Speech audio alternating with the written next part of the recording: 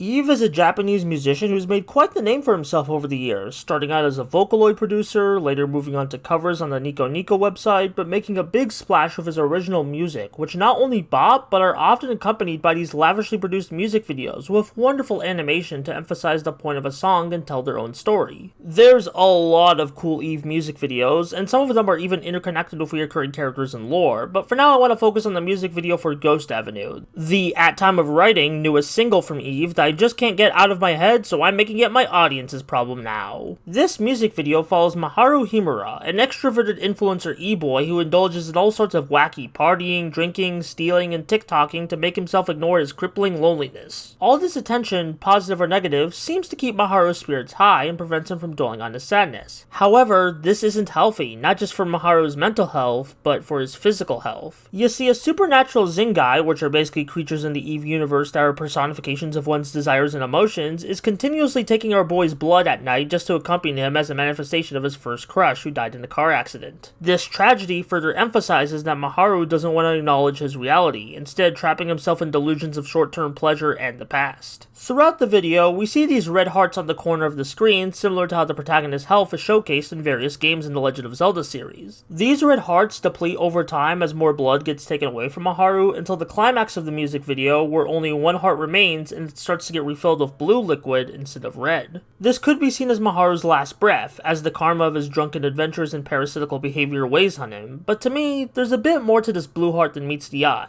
You see, red is the color of fiery passion, the color for a leading man, but Maharu didn't need to be the leading guy, he needed to be blue. A complementary color, the secondary hero, the color of sadness, because he is sad, it's his truth. As the English lyrics for the song says, I can't live on until this heart has died blue.